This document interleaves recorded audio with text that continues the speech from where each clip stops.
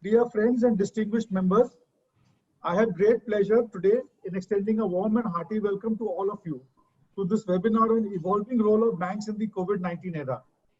We are extremely thankful to Shri Pallav Mahapatra ji, MD and CEO of Central Bank of India, for his kind presence and address today. His varied experience, expertise, and valuable insights would definitely benefit all of us who are attending this important session. The economy has been hit hard by the COVID crisis, and Indian banks have demonstrated a lot of resilience through uninterrupted services, offering a plethora of services and benefits, and giving the much needed helping hand. The central bank initiative, along with the government of India initiatives, is slowly but surely percolating down to the businessmen, especially the MSME. However, one keeps hearing about a lot of challenges, but I would be happy to note here that today's Economic Times has covered that the public sector banks are doing a much better job in this lockdown period than the private bank, than their counterparts in the private bank, especially when it comes to the emergency credit guarantee scheme. RBI and government have taken a lot of steps. We hope there are more steps, because I don't think the crisis is over, and I don't think that the balm was enough. Our chamber has made several representations to both the central government and RBI to further extend benefits, especially in the absence of any stimulus or incentive or subsidy, as was given to businesses all over the world. Revenue from retail and commercial banking is a cause for concern to the banks, as transactions are getting volatile by the day. We read somewhere that the fees income has also come down. Probably this is also a new normal for the banks, as we businesses are trying to align to the new normal of a more challenging environment. Maybe the banks also will face such a situation. The loyalty of customers is also going to be a very challenging task. Over the next few quarters, the banking sector will face a misalignment between short-term cost and revenue due to the economic impact of COVID-19. Fiscal prudence among customers is something that the bank should proactively encourage. We are moving towards more digital banking, more paperless banking, yet we feel that there are certain instances where we are forced to go to the branch. We would like more such initiatives or measures where digital actually makes branch banking redundant, or at least to the bare minimum possible. To conclude, I would say that the main issues in the financial sector in general and in banking in particular are risk and allocation of capital. Liquidity should not be a problem with the banks, but is proving to be a challenge for businessmen. The problem of allocating capital should be resolved by the banks at the earliest, as they are best equipped to take this decision. Without taking more time, I once again welcome all of you to this important session, and now invite Mr. Mahapatra to deliver his address. We would also like Mr. Mahapatra to touch upon how the merger is positively or negatively impacting him and the bank, and what does it mean for the customers? How does this merger mean for customers? Does it mean reduced choices, or does it mean the lowering of cost because of pooling of resources? Over to you, sir. Thank you, Vijay Saab, and thank you to Merchant Chambers of Commerce and Industry, Kolkata. Thank you to the President of MCI Kolkata, Mr. Sanjay, and a great namaskar to all the participants. Before I touch upon the evolving role of bank, I have some emotional connect with this particular pandemic. If the entire audience permit me, then I want to touch base upon this. Sure. Everyone knows that the number is going up, and this is the pandemic for the first time in the history of the humankind, I think, mankind, which has not left any country untouched. It has touched all the continents. though there was a massive pandemic in 1919, that is swine flu, but some of the continents were untouched. So this means that this particular pandemic is both infectious and also contagious in nature. A lot of research reports are coming from different sources that whether it is in the air or it is through the contact or something else. My question here is that is it the nature which is basically paying back what the human or the mankind has caused damage to the nature? Now the question here is that nature has built different areas for different type of living beings. Now, if the human being tends to go into the forest and create the structures over there, displacing the inhabitants of the forest there, not only displacing the inhabitants there in the forest, but also trying to consume those living beings, is it the right way to be in the nature? So why the nature should not basically do something so that there is a course correction in this entire thing? And I personally believe that most probably this is the course correction which is happening.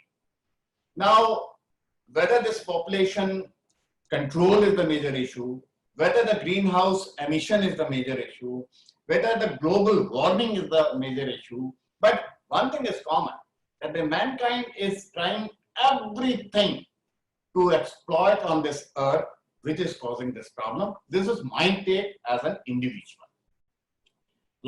I feel after this COVID-19, in the personal behavior of the mankind, in the personal lifestyle of the mankind, lot of changes are going to happen.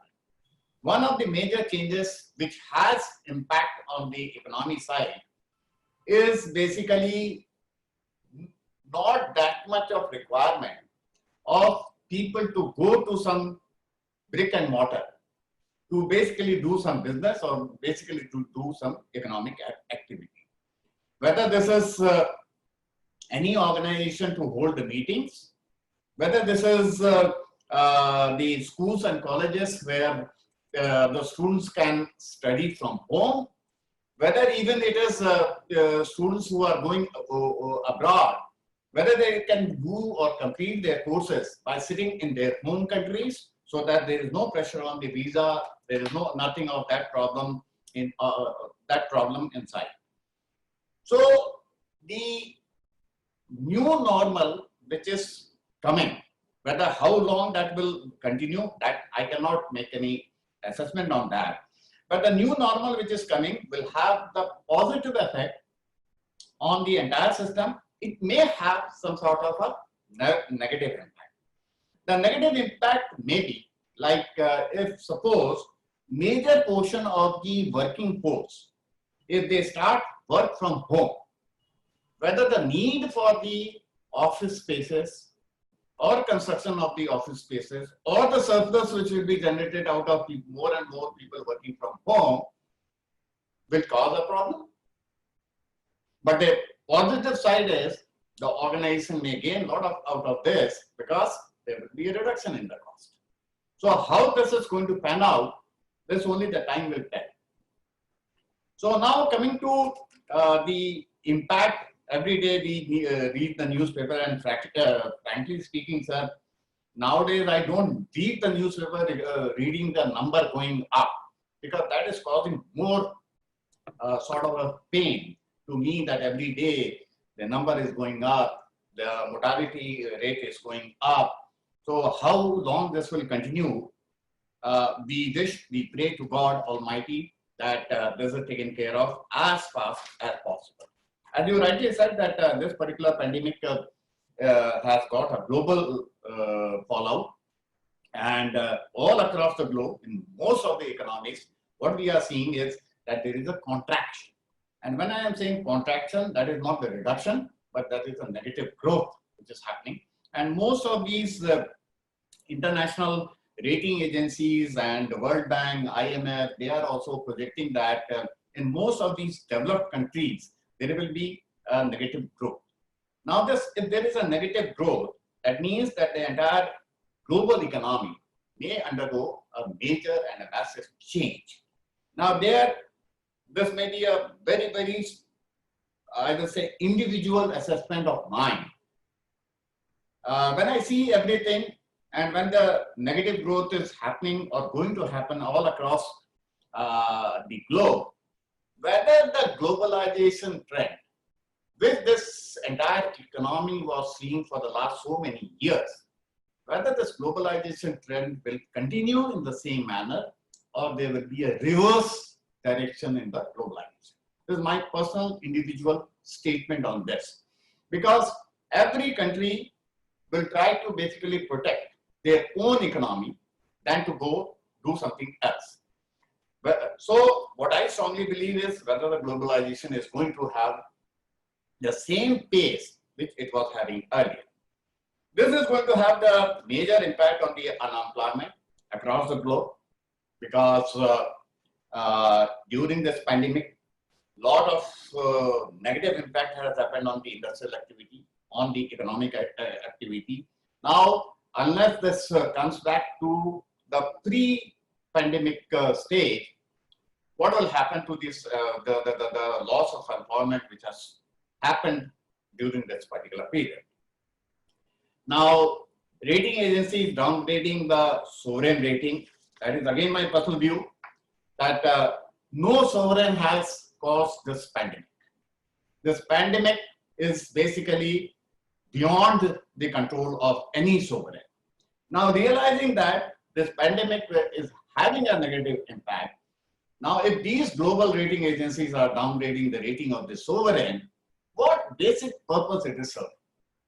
Is it going to help the entire global economy? If it is going to help, that's okay.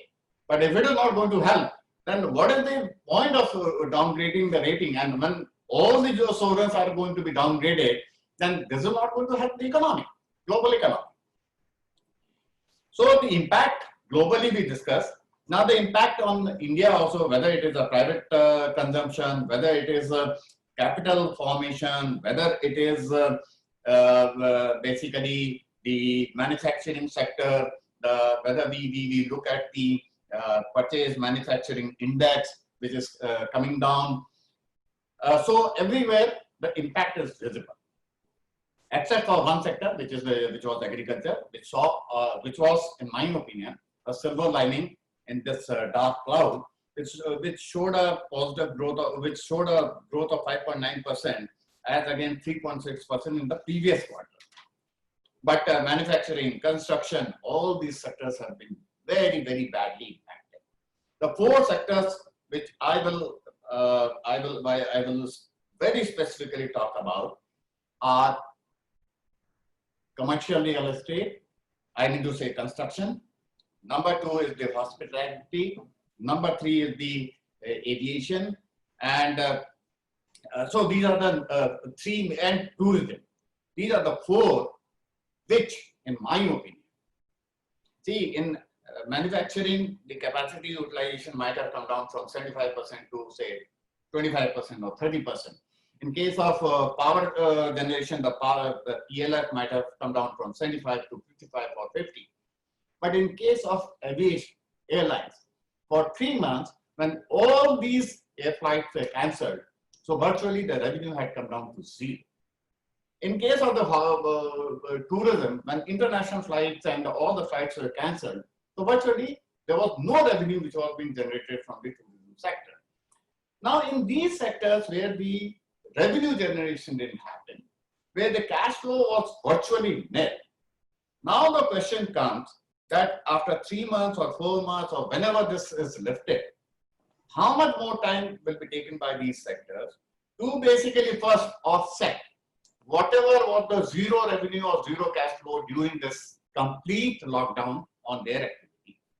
And they had to pay some statutory dues plus some administrative expenses, from which source they were able to do that by creating more of the losses. So these are the sectors where something, I think even the regulator has to come out with some very, very specific restructuring program. Otherwise, these sectors, in my opinion, as a banker with 3.5 decades of experience, are going to be very, very tough for them to really survive. Now, what the positive sign during this COVID-19 lockdown, during this period, both the government of India as well as the regulators, both of them were very, very proactive in taking the right steps. The moment this lockdown started, on March 27th, if I remember the date correctly, the off-site MPC, which was conducted by RBI, they came out with the moratorium and also deferral of interest, and which was extended by another 3 months subsequently in the month of May. In addition to that, that is the moratorium and also deferral of interest, they also came out that if there is enough evidence that the impact on the unit has been on account of COVID-19, then the banks can reassess the working capital of those units. And in such cases, those units will not be considered as restructuring from the point of view of downgrading. So that was a great step taken. Now here I just want to put a caution among, because there may be some viewers who are into economic activities. See, as long as there is no cash being generated by your business or by your activity or whatever it is, whether you are individual or you are a businessman, if there is no cash, you avail the moratorium, you avail the deferral of interest, that is okay, that is justified. But if you have cash and 100% of the cash is not required for your business or for your consumption, if you are an individual, try to pay off the debt to the extent you are able to pay off. Because the interest burden will compound the problem when these installments will fall due, or when these interests which are converted into term loan will fall due.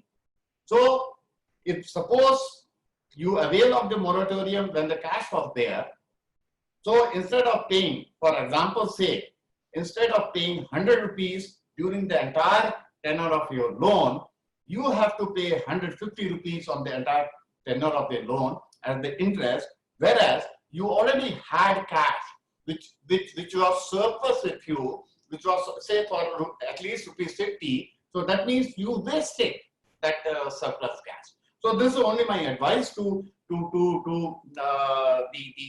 who are into industrial activity, commercial activity, or even for those who are salaried class and they have availed the retail loans. In our bank, and this is the case with most of the public sector banks, where we have given this facility based on the opt-out. That is, we are saying this facility is available to you unless you yourself opt out from moratorium or deferral of interest. Some banks have done it as opt-in. That means if you want this particular facility, then you write to us, then only we will give the facility. Whereas we have given it as opt-out. RBI, to start with, that what are the facilities which RBI gave during this particular COVID-19 period. 125 pips reduction they had already done from February 19 in the repo rate. And during this short time of 4 months, they reduced the repo rate by another 115 pips. Now, so total, they have reduced the repo rate by 250 pips. During this lockdown period, definitely it was not possible for RBI to hold the physical meeting. So, but they wanted to come out with their monetary policy. So they conducted all cycles meetings of their FPC, and they came out with the very, very timely measures so that to help the entire economy during this particular period. They came out with LTROs, TLTROs, they reduced the cash reserve ratio. They also gave the exemptions for different sectors, like if you suppose, if you invest so much in the MSME or get the loan so much in the MSME, that particular amount will be reduced while you compute your cash reserve ratio on the NDTA. So these are the benefits which RBI gave.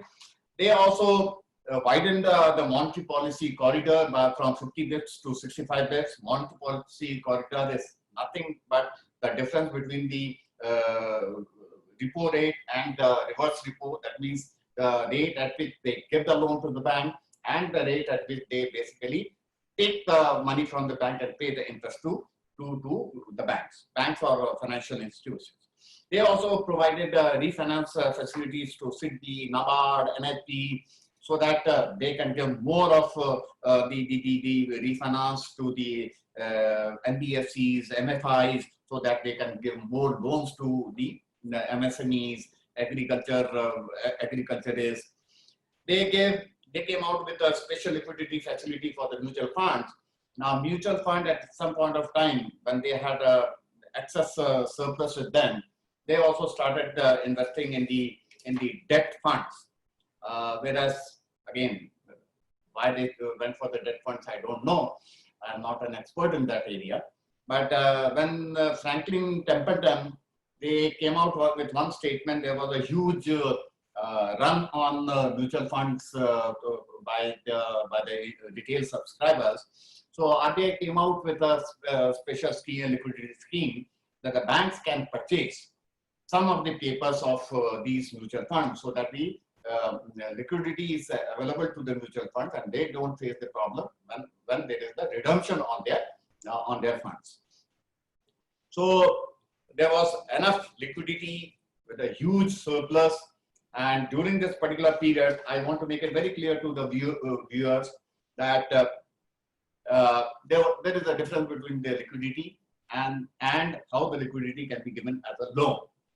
Now, when the liquidity went up, because during this lockdown period, whatever was the income or whatever was the cash flow available with the individuals, since the scope for further investment, maybe because of the lockdown, maybe because of sheer psychosis, whatever was the reason, they prefer to keep it with the financial institutions or the banks.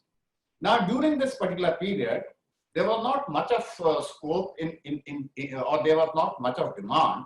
So these funds basically went to the reverse repo of Reserve Bank of India. And if anyone studies during the first 2 months, this balance in the reverse repo really went up. Now, some people may say that this is the balance in the reverse repo. Why this money cannot be used by the banks to give the loan? Sir, there I want to make one point only. See, the loan is given. First of all, the bank should have the money to give the loan. That is the first part, which is the liquidity. The second part, the bank should have the capital to give the loan, so that the capital adequacy ratio, which is basically the benchmark given by RBI, as per Basel III norms, are met. So it is not only the liquidity, it is also the capital which is required. It is not only the liquidity which the banks can get, or if any bank is having a high quality liquid assets of 150% or 200% or 250%, they will be able to give the entire money because they should have the capital to back it up. So this is the thing which I want to make very clear to the audience. Now, in the TLTRO 1, the RBI came out that if you raise the money under this TLTRO, where the rate of interest is low, but you have to invest this money only in the investment of NBFCs of rated companies, rated NBFCs. So we as PFB also, we raised the money, we gave we purchased the papers of these NBFCs. Other banks also did it. Then they came out with the TLTRO 2.0, where they said that at least I think if I remember correctly, 15% of the total money which you raise from that is to be invested in MFI, or 10%, and 15% is to be invested in the NBFCs, which are having AUM up to 500 crore. So there was not much of traction in the TLTRO 2, but there was a lot of traction in TLTRO 1. So by investing in the papers of these NBFCs and MFIs and HFCs, a lot of support was given to the NBFC sector. And our bank, being on the lower side in the capital availability, we also played a big role in financing the NBFCs, whether through the debt or through by purchasing their papers.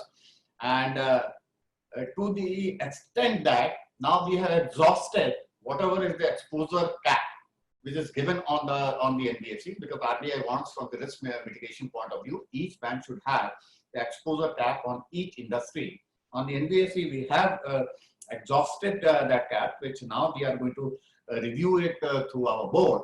And if we get additional exposure, then again we will invest in the NBFC. And as per my experience in case of the NBFCs, those NBFCs who are playing their ALM role perfectly well. ALM means asset liability management, and they are using the money for the purpose for which the money has been given. They are the best players, they are the best corporates as of now.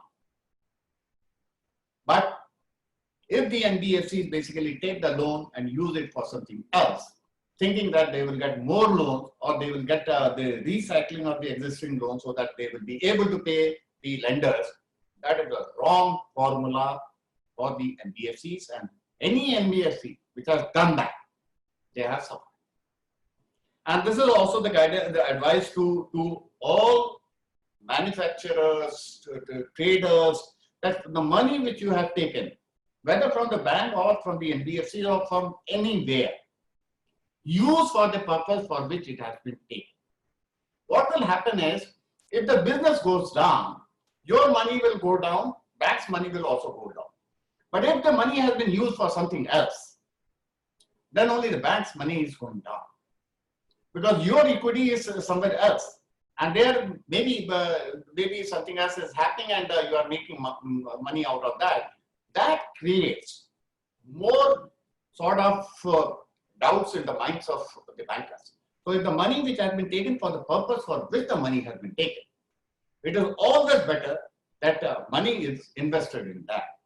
Second thing is that if the money has been taken for purchase of anything, any inflated figure on that, so that you can avail higher limits. I'm not saying this is happening across. This may be happening only in minuscule cases, but those who are indulging, I can guarantee, if you indulge today, whatever you try to do, you will be caught tomorrow definitely. This is my message to all of them. Government of India also came out with more than 20 lakh crore package, which was called Atmanirbhar Bharat. And under this, the major one was 3 lakh crore. This is emergency credit line guarantee scheme, where 100% of the guarantee was given on the 20% of the amount to be given on the outstanding as on February 29, if the account is not SMA2 or NPA. That means if the account is standard, SMA0 or SMA1, then the banks have to give 20% of the loan amount as ECE and GES, and that 100% of that will be guaranteed by the Government of India. And most of the PSBs are working very hard to give. And during the lockdown period, sometimes it happens as like I will give you an example. Yesterday in Kolkata, I think you are in Kolkata, our 138 branches in Kolkata were closed.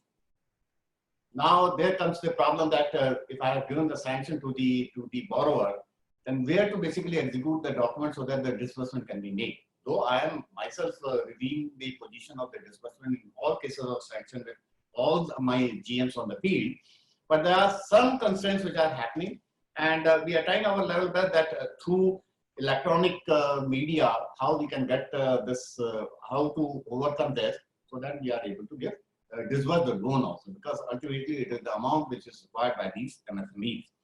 There is another scheme which was announced by Government of India, which was 20,000 crore subordinate debts to stressed MSMEs. This is basically not through the commercial banks. This is where SBI capital market has been authorized, which will raise the paper. These papers will be guaranteed by Central Government of India, and RBI will invest the money into it. and this money will be given to the MSMEs and which are stressed. There is a 30,000 crore special liquidity scheme for NBFC, HFC and MFIs. And this was basically the liquidity scheme which was provided by RBI. Government of India also came out with a 45,000 crore partial credit guarantee scheme for NBFCs and MFIs.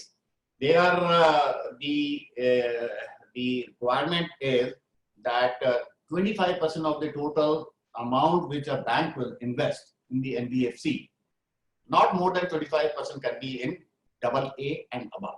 So that means the focus of the government is that the lower rated NBFCs also get the money.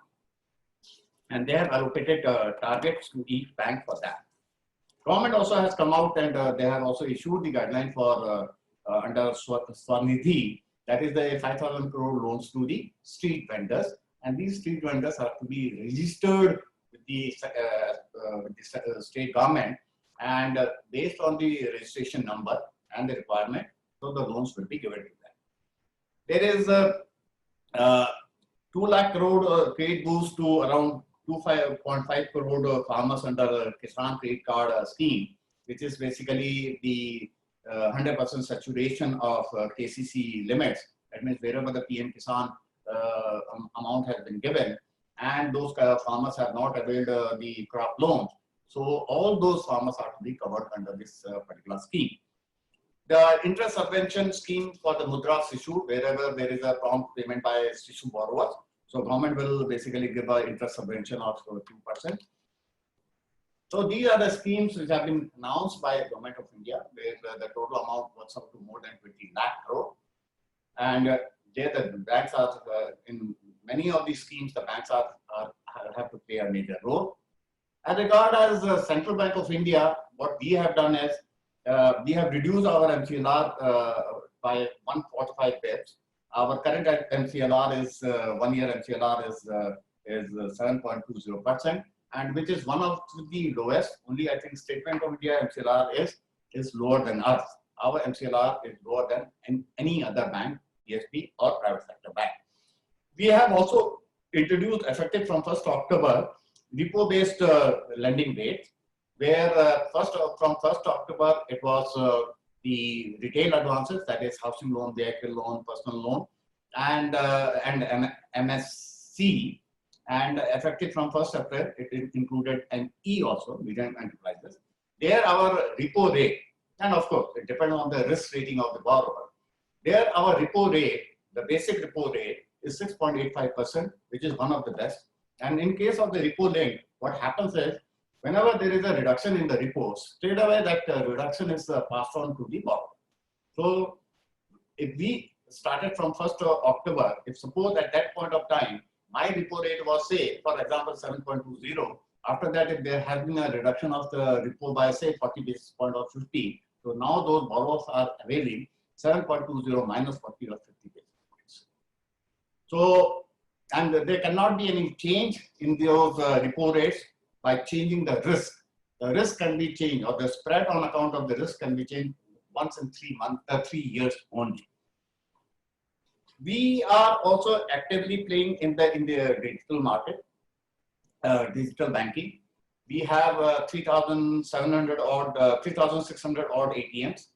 We tried our level best, and we were able to achieve that more than 90% of these ATMs were available, from both the cash availability point of view and also the technology availability point of view. In addition to that, we also provide the services through 9,945 BC outlets, other than our branches, 4,600 branches. We gave additional facilities to these BCs during the COVID-19 period, and when this Prime Minister Jan-Dhan Yojana women beneficiary account holders were given 500 rupees, lady beneficiaries were given 500 rupees per month for 3 months. At that time, our BC really worked very hard, and they contributed a lot in ensuring that this is taken care of. Apart from the RBI and the government schemes, we have also introduced, and which I think has come to an close on 31st July, sent COVID-19 Sahayata scheme, where on the existing fund-based working capital limit, which are not SMA 1 or worse, there we gave a 10% of the existing fund-based working capital limit as in the form of a term. So this we ran this process for from April till July, and as I said regarding the emergency credit line guarantee scheme, so that also we are doing. We are also doing for the self-help group up to additional 50,000 rupees. We are also doing for our pension account holders additional pension loans. We are also doing for our own employees. We are giving additional loan if they need something for their own requirement. So we are giving additional loan amount to them. We are giving, if anyone has worked for 5 days, we are giving 1 day leave to them. If unfortunately, if anyone has expired during this particular period on account of COVID, so there is a compensation of 20 lakh, which we have created the fund from our side. This is in addition to whatever is the eligible medical expenses he is entitled to. So we are ensuring that enough social distancing is maintained. In the administrative offices, definitely this is being maintained. In the administrative offices, no meeting is taking place in person. All the meetings are through virtual meetings. In the administrative offices, what we are doing is, it is up to 31st July, it is on alternate day basis. That means 50% will work from home, 50% will come to the office, which is not that much possible in case of the branches because a lot of works are to be done in the branches. IBA had come out for the first 2 months or 3 months, some limited business activities with the branches will do. Now all type of activities have been opened up. We have this methods of sanitization, then thermal scanning. Now we have introduced in many places even oximeter. We are ensuring that the gap between two seating arrangement is more than 6 feet.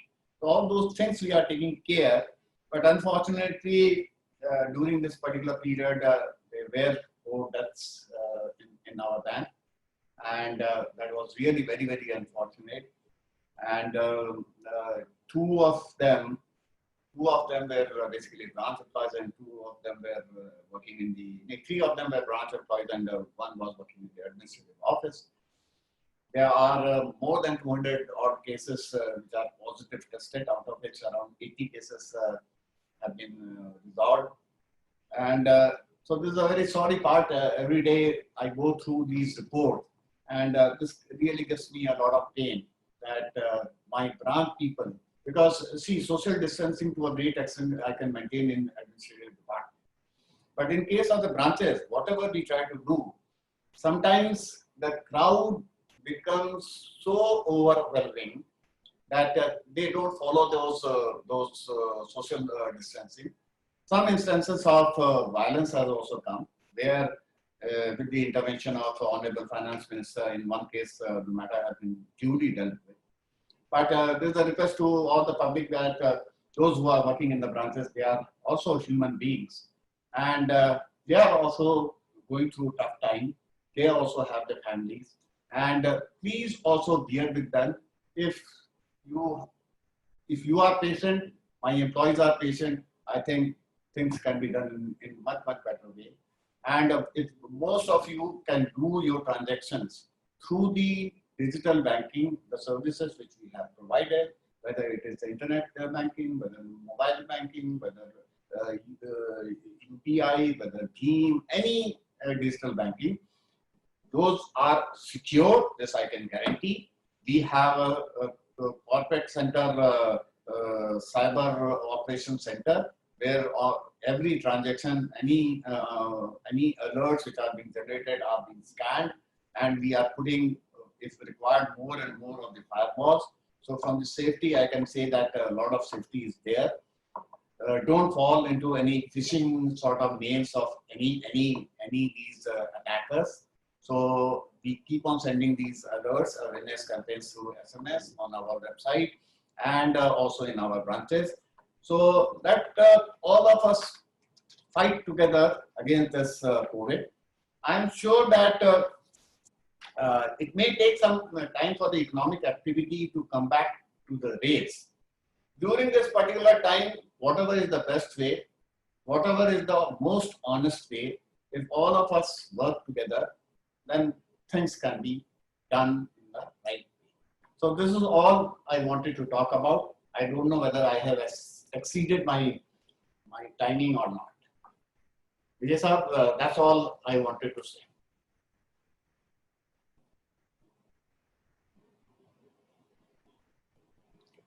Vivek ji, लीजिए. Thank you, sir. If you permit, I can move to the question answers. Sure, sir. For the first question, I am inviting Mr. Vicky Sikaria. Mr. Vicky Sikaria.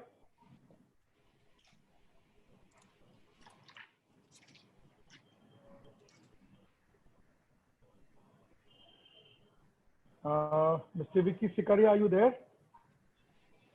Unmute करना होगा उनको. नहीं कर दिया. नहीं, उन्होंने नहीं किया शायद unmute.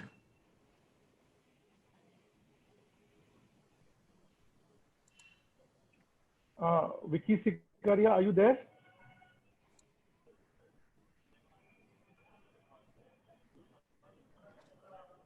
Okay, we'll move on to the next one. Shri Akash Shah, our Senior Vice President. Thank you, Mr. Vivek Gupta. So this question is not so much about paisa kaise milega. It's a slightly more general question to Mr. Mohapatra. You know, there is a strong need to encourage e-transactions in today's day and age. And as somebody who is also a businessman, and most of the people I spend my leisure time with are also in the business, there is a good amount of resistance to go online and use online transactions. So on one hand, there is a strong need for technical training and handholding of small businesses to become more e-friendly. And on the other, there is as you mentioned, there is a strong fear of getting swindled or getting cheated. So are there any SOPs? Are there any insurance schemes? Are there any other things, a checklist that a SME can follow? Because in today's time, they really want to start using online transactions, e-banking, but there has to be an easy way which does not make them really worried about their money in the bank. Thank you, Mr. Akash Rao. And this is a very, very valid question. Though we try to promote the online banking, and the month of July, we are running a campaign. July month is the campaign for the digital banking. But you have given a very good suggestion, because whatever message we send to our customers, whether through the SMS or through any other measures, it is always better to have some sort of a checklist or the SOP, which I will ensure that this is prepared and circulated to all our business customers, so that they first of all get the confidence in moving to the online banking platform, and they start doing the online banking. I do admit that this type of psychosis is on both the sides. One is on our side also, that means those who are working in the branch, because when this campaign is going on, I follow up with the controllers and the branch managers that why you are not basically converting more people, because what I see is conversion of more people to internet banking is higher than converting more people to mobile banking, where I feel mobile banking should have more users than the internet banking, because the mobile instruments availability is more than the other equipment for the net banking. So, but this SOP and checklist is, I think, a very, very good idea. And in the introduction part, before the introduction, we were discussing, I have actually come from SBI. In SBI, we used to have one day in a week, which was basically for 1 hour after the banking hours, to basically have a tech awareness program for the customers. We used to call the customers on a rotation basis every Saturday or every Friday. For 2 hours, we used to discuss all these issues with them and what are the benefits and what are the basically precautions they have to take. So this is a very good idea. I will start with the SOP, and this we will do it within a week's time. Thank you. Our next question is Paridhi Rasivasya, but I think Paridhi Rasivasya, if you're there, Yeah, hi, I'm here. can you put on your video, please? My video is sort of not working. I think my webcam is, yeah. Okay, go on. Hello? Yeah, go on. We are listening. Yeah, hi. My question is that the RBI is planning on, I think, extending the moratorium for a few sectors which are badly affected due to the pandemic. So is there a likelihood that it might get applicable to the other sectors also? And what would be the impact for this? Madam, I'm not the right person to answer this question because I'm not the regulator. What I feel as a banker, that this omnibus moratorium or extension of the moratorium may not be good for the economy as a whole if it is continued for a long time. Because out of X number of sectors, there are some sectors which are more badly hit, as 4 sectors I have basically highlighted. There's maybe some few more sectors. So it is not only the moratorium which is going to help them. It is basically a sort of a restructuring program which should be sector specific, which will be of great help to these sectors. This is my take. I am not a controller. I cannot make any statement on behalf of the. Okay, thank you, sir. Thank you. Vicky Sikaria has joined us back. Vicky Sikaria, please can you unmute yourself?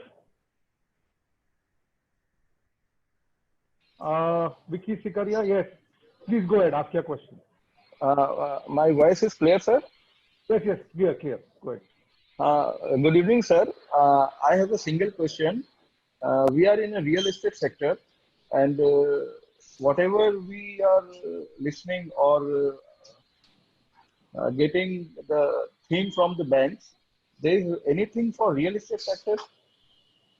Sir, real estate sector, I don't know which particular sector you are talking about, whether you are talking about the industrial sector, the commercial sector, or the residential sector. In case of the residential sector, so way back, I think 6 months back, our Honorable Finance Minister came out with an announcement that there is a fund which has been created for 25,000 crore, which will be used basically for completion of the projects in the stuck projects. So that was for the residential real estate sector. So this is only on the stuck real estate, the residential projects. Regarding any scheme for the real estate sector, whether commercial or industrial or residential, so far no scheme has come. But as a banker, I can tell you one thing, sir, that under the construction sector is given some push. The employment issue which is in the country may take more time to be resolved. This is a simple thing I can talk about. So I strongly believe that with the RERA having come in most of the states, where the control over the use of the money is being ensured, so now there should be some push for the construction sector. But sir, we are not getting any help from the bank. We have as of now, as I said, since the banks have suffered very badly in the real estate sector, and if you take any bank's example, the one sector which has given the highest NPA percentage, I'm not talking about the absolute terms. That means NPA in the sector divided by the total exposure in the sector, that percentage is the highest in the real estate. What happened is that some of the, you must be also knowing, some of the bad apples in this particular sector, they play it around. And that has created a problem. But with the introduction of the radar, I think some push from the regulator and the government of India with some sort of measures which will enable and facilitate the bank. I will give you one example, sir. In case of the commercial real estate sector, it is usually said that lease rental discounting, right? You create an office space and then you basically take the project loan for the construction of the office space, get it converted into the lease rental discounting, and you have basically the tenants for 5 years, 6 years, whatever is the lease, and then you do the discounting, take the loan from the bank. Even in that case, the risk weight which has been put is more than 100%, 150%. Now, if suppose I give a 100 crore loan there, I put a 150% risk weight there. So that means my risk weight is 150. If suppose the minimum capital adequacy ratio is 11.50, so on 150 crore, I have to take out 11.50% of the capital. So if that particular developer is say A rated or AA rated, why the risk rating should not be based on the rating? Why it should be based on basically the sector? This is my only answer. Thank you, sir. Next, Mr. Mahesh Shah, please go ahead. And please keep your questions brief. We have some other people. Okay. Yeah, I'm laudable, I believe. Yeah. MD sir, Mr. Mahapatra, I mean, the problems of banking would be there, whether today, tomorrow, yesterday. But time has come, and in totality, India has got a maturity and expertise. And I believe a kind of a calculative approach of the various segment of the industry should be planned. This and it should be encouraged. Like now I could see since last 3 years demonetization. Go to any bank, any branch, anywhere. We'll talk all good things in seminars, symposium, this and that. But ultimately, looking at the growth and looking at the economy and supporting the industry was missing. I believe time has come. One has to talk very open with the regulator, with the finance ministry, whatever is your views. I mean, it's no businessman, no industry would like to go wrong. But it is the circumstances and surrounding which is happening. This is what is missing in the country. And I believe time has come, a banker of your maturity and experience should be there to interact with the right authority. This is what is required. And what is the industry saying hand in glove? Oh, I need it. What for I need it? Why my sales are not there? My recovery is not there. Why should I be branded wrong? I should be supported, further supported. What is coming? So, sir, I had visited some proposal here and there. I finding because of some corner of some banker somewhere by the ministry, somewhere by the investigation agency, everybody has closed their door. Okay, we'll do all good sweet talks. But sir, let me say something and kindly. Please listen to me very patiently. As an individual, sir, I'm MD of the bank. I am also having as an individual. I also have the experience of the bank. Now, my reply to your question is that I will believe you to be a bad borrower if there is enough evidence to prove that, right? So my first reaction to your proposal is, it is a doable proposal, right? Now, number 2 is, my question is very simple. Now, why the capital adequacy should be linked to the rating? Right? Mr. Shah, are you listening to me? Yeah, he's listening, sir. So, if it is linked to the rating, now as a banker, I have 100 rupees capital. I have to put it in different projects. So, as a businessman, I will try to put in as many projects as I can, where I get the lower risk rate. This is my simple take. The third thing is, now you said that why everyone should be brushed, why there should be investigation. My answer to that is, if the fraud has been committed, suppose the fraud has been committed, the fraud has been committed by whom? By the promoter, not by the company, right? If the fraud has been committed by the promoter but not by the company, why the company is declared as a fraud? These are the three things I want to tell you. This is as an individual, Palla Mahapatra, with 3.5 decades of banking experience. Thank you, sir. Next question, Mr. Om Prakash Praladka. Please unmute yourself. Mr. Om Prakash Praladka.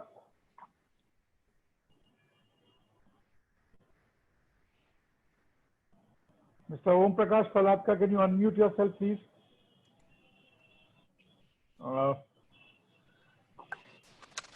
इनका जो question है वो emergency Covid loan. Hello, आगे आगे आगे, हाँ हाँ, बोलिए Om Prakash. I am here. बोलिए ओम प्रकाश जी, बोलिए। हाँ sir, sir my request was on the credit guarantee scheme for the new entrepreneurs. For the, if you can design it one brand. so I think you got frozen. हाँ, संजय भैया, can you read his question? just विवेक जी, मैंने post कर दिया, आप पढ़ दीजिए। the question is here for two questions. One is regarding COVID-19 loan, and that RBI offered COVID-19 loan for emergency credit, and how central bank is approving and disbursing to their customers. And next question इनका है on a collateral for MSME units for loan value of about 200 lakh. He is suggesting requirement of collateral should be capped at 30% to encourage new entrepreneurs.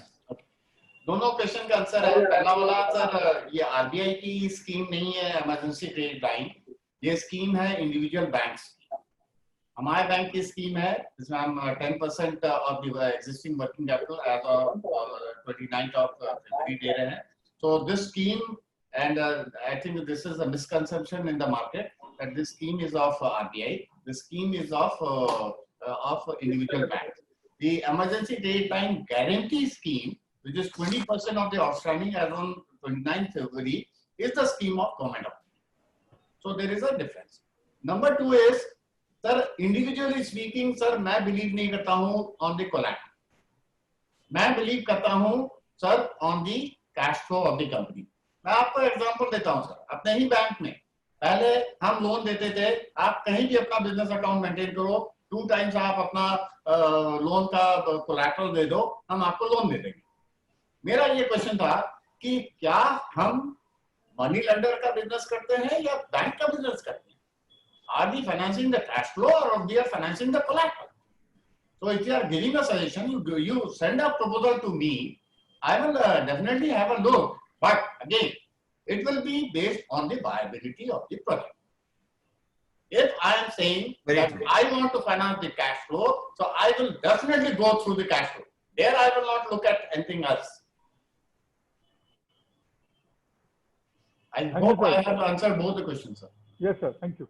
Mr. Ajay Bangad, please unmute yourself.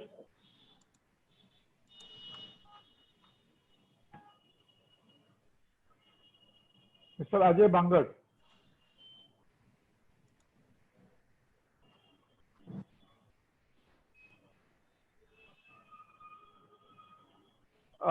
We'll move on to next, Mr. G. Saraf. Please unmute yourself.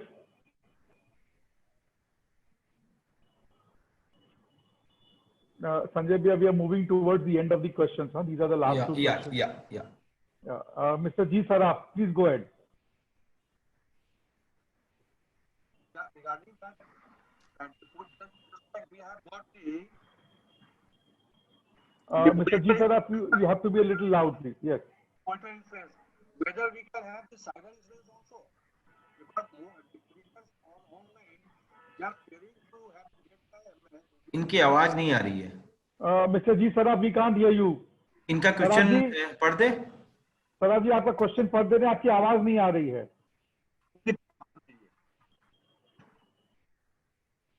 मैं पढ़ दूं इनका question? हाँ हाँ संजय भैया, please read it. The question is, with pandemic continue for a longer period of now, may take 9 to 12 months and go slow of economy, how industry can service the loan and their repayments, and any suggestion to tackle this situation?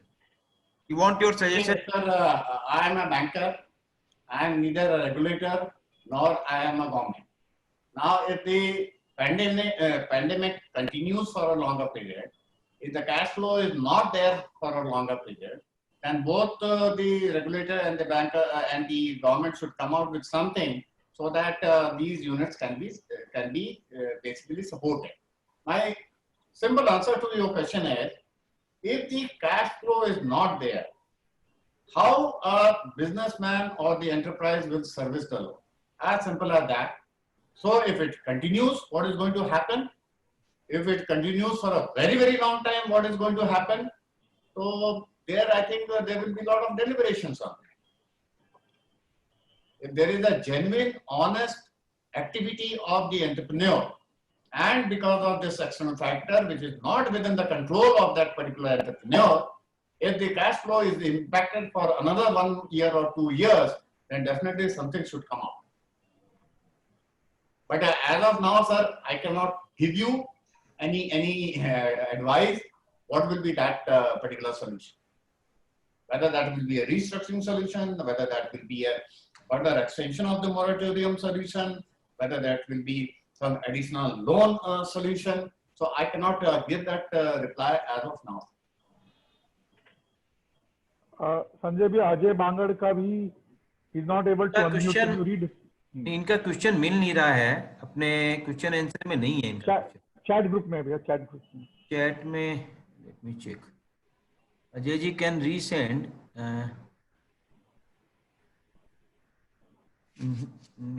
Chat group में भी नहीं दिख रहा। संजय भी अब आप पूछ लीजिए अपना question. Yeah, his question is, why benefit of reduction in MCLR is not passed to borrower till next renewal? Sir, reserve bank of India का गाइडलाइन है कि जो भी MCLR दिया जाता है, MCLR के डिफरेंट बकेट्स हैं। ओवरनाइट MCLR होता है, 1 month MCLR होता है, 3 months MCLR होता है, 6 months MCLR होता है, 1 year MCLR। जो जितने टेनर का MCLR होगा, उसकी रीसेटिंग भी उसी टेनर पे। अगर उससे पहले उस रेट ऑफ इंटरेस्ट को चेंज किया जाता है अपने आप से, तो that will be treated as a restructure, and then there will be implication on the IRAC status of that particular account. Why IRAC status? Because if the rate of interest is reduced before the resetting date, that means the cash accrual was not sufficient to service that particular rate of interest, so it will be subjected to a restructure. Now, if suppose the rate of interest is to be reviewed, then there can be a fresh agreement between the bank and the borrower, and there will be some switchover fees, which the bank can always look. Thank you. Sanjay, before you have a last question, so one question has come on the chat. It is, I think, probably from Facebook, so we don't know the name. He wants to know, he feels that the morale of the banks are down, and this is getting percolated down to the branch level, and there is general gloom and despair when we speak to the people at the branch level whom we have to do to discuss our loan proposals. So how can this situation be rectified? Sir, if it is said in general that the morale of people down below is down, it depends on individual leader as to how he is basically motivating the morale or he is demotivating the morale. Now the question here is, if I don't take any action or if I don't have a process where a genuine business decisions are being questioned, then why the morale should be down?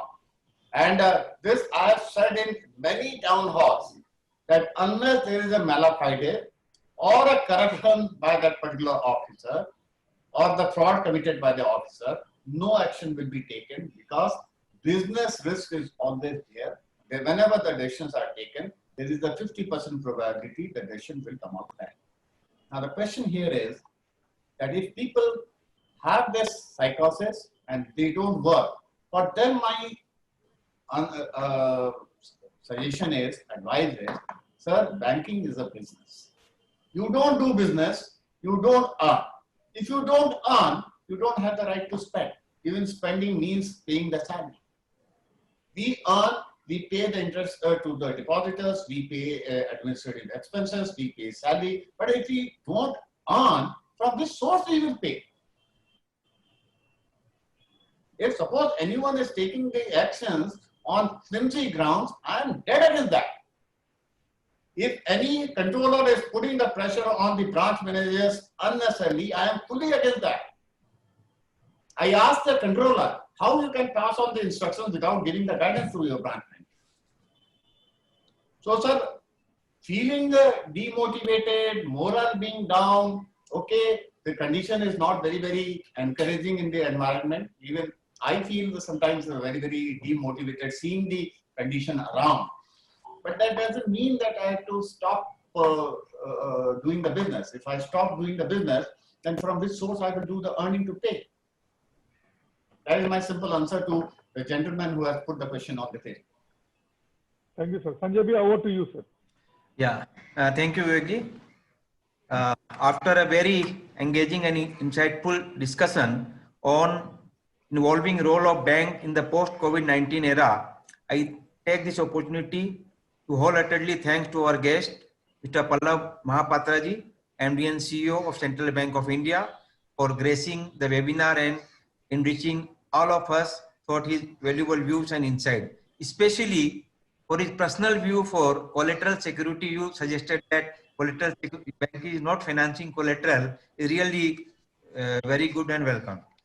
In the present pandemic situation, our bankers are also COVID warrior, and we cannot forget their uninterrupted services to the customer during such difficult times, which is praiseworthy. The measures adopted and implemented by RBI and the Government of India to fight the pandemic have been very effective to stabilize the volatile situation prevailing in the financial market. With these words, I express my heartfelt thanks to the members of our chamber, friends, business associates, and friends from media for their august presence in this webinar. I propose my heartily vote of thanks again and request you to all carry this with commendation. Thank you. Thank you. Thank you. Namaskar. Thank you. Thank you, sir. Thank you. Thank you.